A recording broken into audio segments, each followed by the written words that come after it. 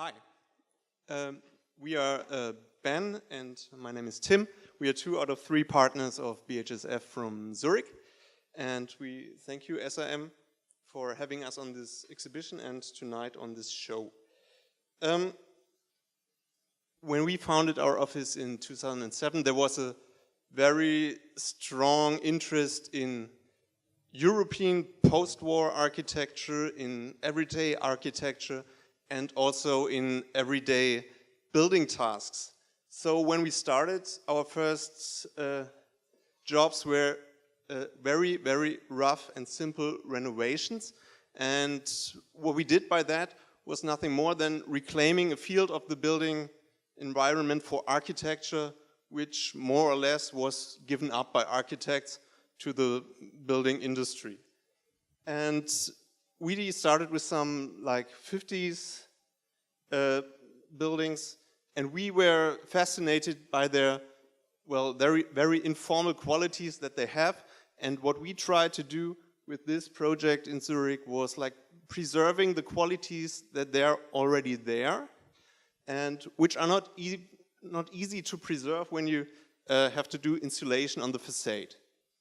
And what we found out executing this project, I won't go too far into details, that even if you match the costs, architectural quality isn't really wanted in that field of building tasks. Nobody cares about the details, about how fat the insulation is and so on.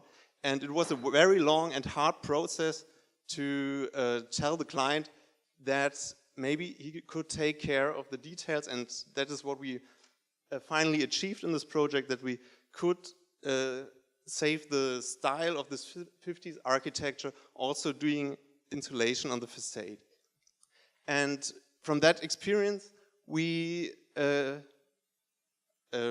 preparing this exhibition, we found this project by BHSF Architekten here from Basel, and we have great respect for that. It is the so-called Rennbahn clinic, which is in Muttenz, right outside the city borders.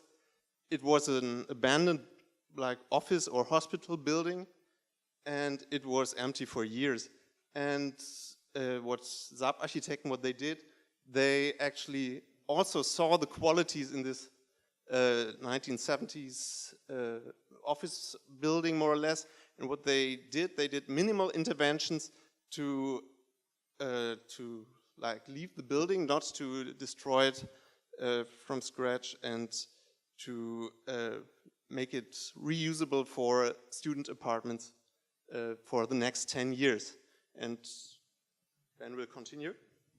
And near our office is the Güterbahnhof, which some in Zurich may know, and we also think it's a thing to discuss in Switzerland. Things are torn down very quickly, we observed, maybe without thinking before. How can we change this?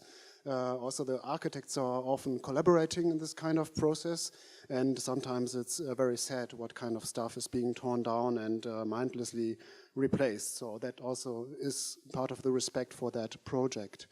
All coming out from outside of Switzerland, initially we also noticed and thought it's a great quality of the Swiss cities and the whole Swiss scene that we have these well-kept urban environments with different levels of historical layers, and also the landscape coming in, as you can see outside of the window, layered on top of each other. And we think this is a quality that has really to be kept.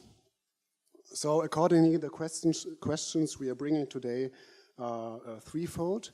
How do we build within the existing context, or to say the contextual environment? How much do we take from our own ideas and how much do we keep?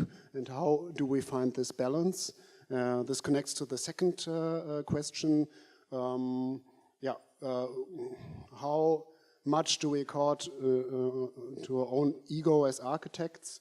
And how much do we work according to what we owe society as architects? And the third one is, and this closes back to the beginning, how can we influence the tasks which are normally out of architects' control? And Andreas Ruby talked about the vernacular architecture, and this is a big question we have. How can we influence this stuff which is out of reach for us architects, how can we have people talk about it, and how can we get a grip on it back? Thank you.